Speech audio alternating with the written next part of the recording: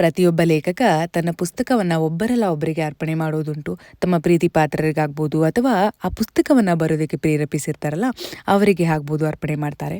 ಹೇಗಿದ್ದಾಗ ಕುವೆಂಪುರವರ ಶ್ರೀರಾಮಾಯಣ ದರ್ಶನ ಮಹಾಕಾವ್ಯವಿದು, ಜ್ಞಾನಪೀಠ ಪ್ರಶಸ್ತಿ ಪುರಸ್ಕೃತ, ನಿಮಗೆಲ್ಲ ತಿಳಿದಿದೆ ಅನ್ಕೋತೀನಿ. ಈ ಕಾವ್ಯವನ್ನು ತನ್ನ ಗುರುಗಳಾದ ವೆಂಕಣ್ಣಯ್ಯನವರಿಗೆ ಎಷ್ಟು ಚಂದ ಅರ್ಪಣೆ ಮಾಡ್ತಾರೆ ನೋಡಿ ಕುವೆಂಪುರವರು. ಇದೋ ಮುಗಿಸಿ ತಂದಿಹೇನ್ ಈ ಬೃಹತ್ ಗಾನಮಂ, ನಿಮ್ಮ ಸಿರಿಯಡಿಗೊಪ್ಪಿಸಲ್ಕೆ ಓ ಪ್ರಿಯ ಗುರುವೆ. ಕರುಣಿಸಿಂ ನಿಮ್ಮ ಹರಕೆಯ ಬಲದ ಶಿಷ್ಯನಂ, ಕಾವ್ಯಮಂ ಕೇಳುವೊಂದು ಕೃಪೆಗೆ ಕೃತಕೃತ್ಯನಂ, ಧನ್ಯನಂ ಮಾಡಿ ನೀ ಮುದುಯರವಿಗೈ ತಂದು ಕೇಳಲೆಳೆಸಿದರಂದು, ಕಿರುಗವನಗಳನ್ನೋದಿ ಮೆಚ್ಚಿಸಿದೆ ನನ್ನ ತಿರುಳೆ ಬೈಗಾಯ್ತು.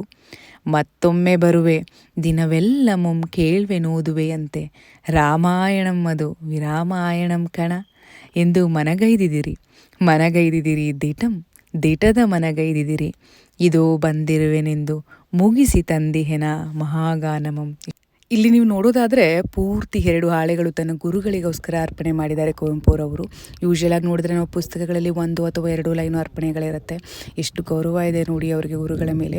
ಅವರ ಗುರು ಏನು ಕಡಿಮೆ ಅಲ್ಲ. ರಾಮಕೃಷ್ಣ ಪರಮಹಂಸರ ಪುಸ್ತಕವನ್ನು ಬೇರೆ ಭಾಷೆಯಿಂದ ಕನ್ನಡ ಭಾಷೆಗೆ ಮೊದಲ ಬಾರಿ ಅನುವಾದ ಮಾಡಿದಂಥ ಕೀರ್ತಿ ಅವರಿಗೆ. ಎಂಥ ಗುರು ಎಂಥ ಶಿಷ್ಯ ನೋಡಿ ಸ್ನೇಹಿತರೆ.